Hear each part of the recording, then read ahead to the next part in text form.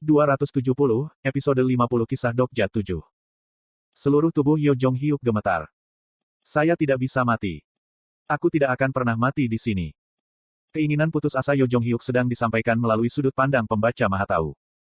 Hei kau. Yo Jong Hyuk ini menolak untuk mundur. Sponsor inkarnasi, Yo Jong Hyuk, sedang melihat inkarnasinya. Sponsor Yo Jong Hyuk terdiam karena situasi ini terjadi untuk pertama kalinya. Itu adalah keheningan misterius. Tampaknya keduanya marah dan sedih. Atau mungkin tidak ada jawaban. Tidak lama setelah itu, tatapan pada Yo Jong Hyuk menghilang. Stigma regresi level 3 telah dibatalkan. Gila, sesuatu seperti ini mungkin terjadi. Cahaya stigma menghilang dan Yo Jong Hyuk sekali lagi merosot ke bawah. Matanya yang hampir tidak terbuka tertutup dan mulutnya menggumamkan sesuatu. Saya merasakan keinginan putus asa untuk hidup. Itu adalah komitmen unik Yo Jong Hyuk untuk bertahan hidup. Pikiran Yo Jong Hyuk terdengar di kepalaku. Memecahnya. Jadi saya bisa makan. Saya mengeluarkan pil pengembalian hebat lainnya, mengubahnya menjadi bubuk dan menuangkannya ke mulutnya. Kisah-kisah pria yang jatuh itu perlahan berhenti runtuh. Tidak apa-apa. Yo Jong Hyuk mempertaruhkan segalanya ke babak ini. Dia memutuskan untuk meninggalkan premis bahwa tidak apa-apa untuk gagal beberapa kali dan tetap di dunia ini. Mungkin dia kehilangan kesadaran tetapi Yo Jong Hyuk tidak mengatakan hal lain. Sebaliknya, kisah-kisah yang melilit tubuh Yo Jong Hyuk bersinar cerah. Kisah, sahabat hidup dan mati, ingin melanjutkan. Sahabat hidup dan mati, itu adalah kisah yang tidak ada untuk Yo Jong Hyuk dalam novel aslinya. Apa hubunganmu dengan Yo Jong Hyuk? Petik 2. Kami adalah sahabat hidup dan mati. Itu di Chungmuro. Itu jelas percakapan saya dengan Gong Pildu. Saya tidak bisa menahan tawa. Sekarang kita benar-benar akan hidup bersama atau mati bersama. Aku berlari sambil berpegangan erat pada Yo Jong Hyuk. Anggota partai saya berteriak di kejauhan bisa dilihat. Aku merasakan hawa panas di belakangku. Bersama-sama dengan angin yang kencang, bola api menyapu kepalaku. Rasi bintang yang mengejar sudah tepat di belakangku. Apakah Anda memanggil Raja Iblis? Apakah Anda tahu apa yang telah Anda lakukan? Rasi bintang meraung ketika aura yang hebat mengalir ke arahku. Bajingan bodoh. Sekarang rilem iblis ke-73 akan binasa. Saya berteriak pada Lee Hyun Sung di depan saya alih-alih menjawab mereka. Lee Hyun Sung si. Tubuh Yo Jong Hyuk terbang di udara dan Lee Hyun Sung menangkapnya. Pada saat yang sama, saya berbalik dan secara refleks meninju. Sebuah konstelasi berlari menabrak saya dan menjerit. Elektrifikasi menghantam ekor Dewi Scorpion dan kemudian Unbroken Fight menebas Thunder Eating Bird.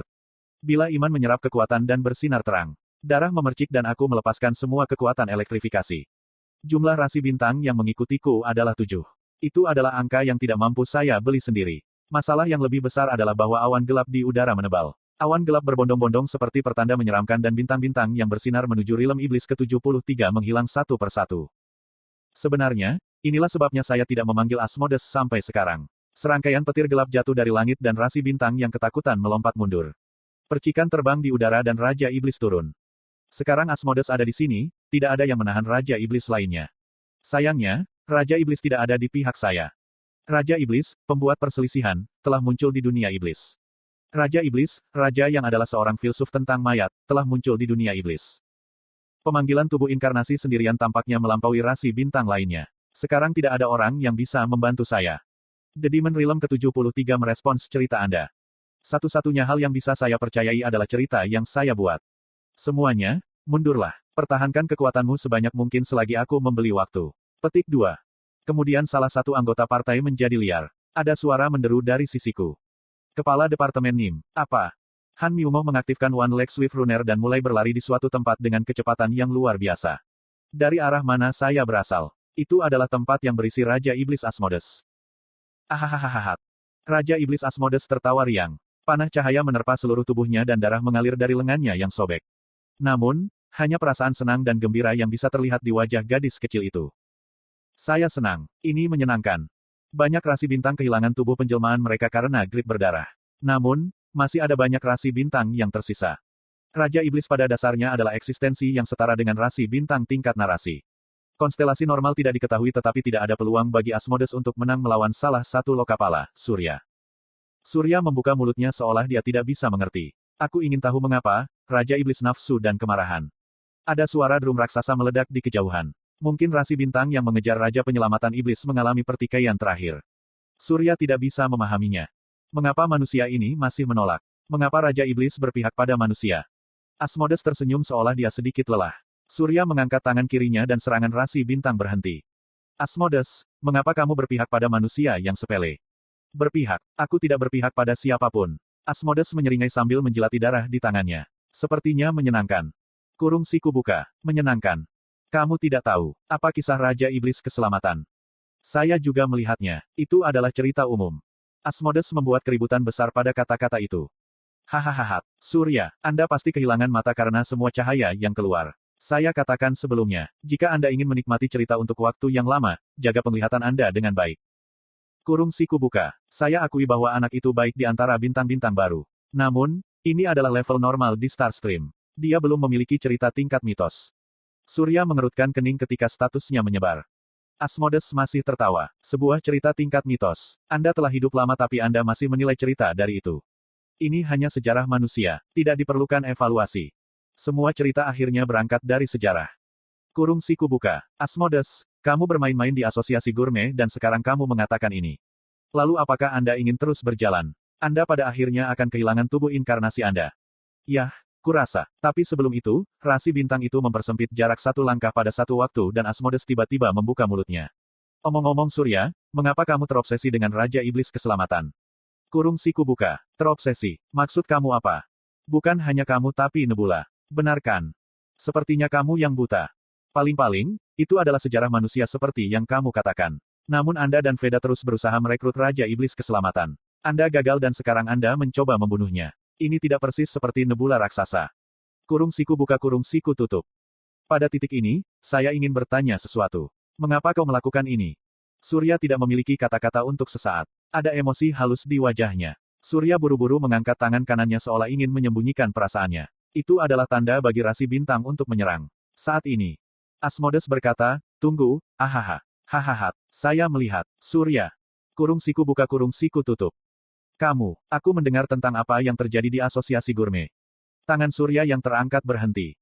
Raja Iblis Keselamatan sedang mengejar, skenario terakhir. Itu sebabnya kamu membencinya. Baik. Jari-jari Surya bergetar, menunjukkan kegelisahannya. Asmodes mencibir saat bergetar. Itu karena kamu tidak bisa mendapatkan kualifikasi akhir. Tombak cahaya menembus tubuh Asmodes. Bibir Asmodes menahan ejekan yang dalam karena ia terus-menerus ditusuk oleh tombak cahaya. Darah menetes ke bawah. Badan inkarnasi yang dilaksanakan dengan mendesak jauh lebih lemah dari biasanya. Asmodes memegang usus yang mengalir dari kulitnya yang sobek. Kurung siku buka. Tubuh manusia benar-benar tidak nyaman. Asmodes mengabaikan rasi bintang yang masuk dan menatap langit. Bintang-bintang bisa dilihat melalui awan gelap. Cahaya dan kegelapan di langit saling bersaing. Keberadaan kuat di sekitar rilem iblis ke-73 bergerak. Asmodes sudah lama hidup tetapi dia belum pernah melihat yang seperti ini sebelumnya. Hari ini, sesuatu yang luar biasa sedang terjadi di dunia iblis. Tombak cahaya Surya bergerak dan rasi bintang menumpahkan kekuatan sihir ke arah Asmodes. Saat tubuh inkarnasi Asmodes akan mati. Dudu. Awan debu menutupi pandangan rasi bintang. Rasi bintang yang terkejut berhenti sejenak dan seseorang memeluk tubuh kecil Asmodes. Bahkan Asmodes terkejut kali ini. Dia telah hidup selama bertahun-tahun tetapi tidak pernah diselamatkan oleh siapapun. Kamu. Han Myungoh berlari sambil menggendongnya. Satu lengan dan bagian dari lengan kiri Han Myungoh telah menghilang dari serangan rasi bintang. Asmodes bergumam dengan ekspresi bingung. Mengapa? Dia tahu identitas orang ini tetapi Asmodes tidak bisa mengerti mengapa orang ini datang ke sini. Han Myungoh mungkin menjadi anggota keluarganya tetapi kesetiaan ini. Han Myungoh dengan kuat memeluk Asmodes tanpa menjawab. Hati yang buta dan besar bisa dirasakan. Emosi tidak diarahkan pada Asmodes. Asmodes tersenyum ketika dia dipeluk Han Myungoh. Sungguh, skenario ini benar-benar menarik. Maaf semuanya, saya pikir Anda harus ikut dengan saya. Petik 2. Saat Kim Dokja berkata, ini, Lee Hyunsung adalah yang pertama berdiri. Saya sedang menunggu. Yosangah dan Breaking the Sky Master mengikuti sementara Shin Yosung yang ketakutan mengepalkan tangannya. Osu, yang seukuran babi gini, menyalak. Itu adalah kekuatan yang merendahkan tetapi mereka bertekad. Manusia tidak mundur di depan, status rasi bintang. Terjadi ledakan dan pertempuran pun dimulai. Satu pukulan mematahkan tulang, dua pukulan menyebabkan luka yang dalam dan tiga pukulan tidak bisa menjamin hidup mereka. Raja Iblis membuat segalanya semakin kacau. Raja Iblis terbang di udara seperti tali yang terlepas. Kuhyok, Lee Hyunsung yang menjatuhkan diri terlebih dahulu. Naga Chimera berteriak ketika sayapnya patah. Yang Hayong duduk dan menyaksikan semua itu. Ah. Yang Hayong diliputi oleh ketidakberdayaan yang luar biasa dan tidak bisa bergerak. The Breaking the Sky Swordsmanship yang dipelajari Yang Hayong terlalu lemah. Teknik yang dia pelajari melalui dinding tidak cukup untuk mengatasi rasi bintang. Yang Hayong memegang tempat yang ditabrak oleh Raja Iblis dan menatap pertempuran Kim Dokja. Raja Iblis Keselamatan yang sudah lama ingin ia temui sedang berjuang. Tulang rusuk dan lengan kanannya patah. Yang Hayong ingin bertarung bersama. Hanya bintang-bintang di langit yang bersinar tanpa belas kasihan. Ada begitu banyak bintang jadi mengapa tidak ada yang membantu mereka. Keterampilan eksklusif, dinding tidak dikenal, diaktifkan. Bahkan, dia sudah melakukannya berkali-kali. Dia mengirim pesan beberapa kali ke pengubah Kim Dokja disebutkan tetapi tidak ada jawaban. Meskipun demikian, Yang Hayong terus mengirimkan doa yang tidak dijawab ke rasi bintang. Tolong satu orang saja. Tembok unidentifit bertanya, apakah Anda benar-benar ingin membantu? Dindingnya sedikit bergetar. Tembok unidentifit bertanya, apakah Anda benar-benar ingin membantu? Dia mengangguk. Aku ingin membantu. Saya dapat menerima harga berapapun. Silahkan. Saat berikutnya, banyak pesan muncul di depan mata Yang Hayong. Halo, apakah Anda mungkin mengenal Kim Dokja? Dia mencari rasi bintang. Halo rasi bintang, Anda tidak mengenal saya, tetapi saya harus meminta bantuan. Jika Kim Dokja. Konstasi, tolong bantu saya. Kim Dokja dalam bahaya. Tolong bantu. Silahkan. Yang Hayong membaca ratusan pesan yang muncul di depannya dengan ekspresi kosong. Itu semua adalah pesan dari dirinya sendiri. Saat ini ada 124 pesan yang menunggu untuk dikirim. Tepatnya, itu adalah pesan yang dia pikir telah dia kirim. Kenapa? Merinding menutupi seluruh tubuhnya. Itulah alasan mengapa balasan tidak datang dari banyak rasi bintang. Tembok unidentifit berkata, saya diberitahu untuk tidak mengirimnya. Siapa? Tembok unidentifit berkata, itu adalah keberadaan yang lebih tinggi dari saya. Dia tidak tahu siapa itu. Namun, Yang Hayong dapat melihat apa yang harus ia lakukan sekarang. Kirim mereka. Sekarang juga. Kirimkan semuanya. Petik 2. Tembok unidentifit terdiam sesaat. Tembok unidentifit menghela nafas. Jangan menyesalinya. Saat berikutnya, kepalanya akan meledak dari rasa sakit. 124 pesan telah terkirim.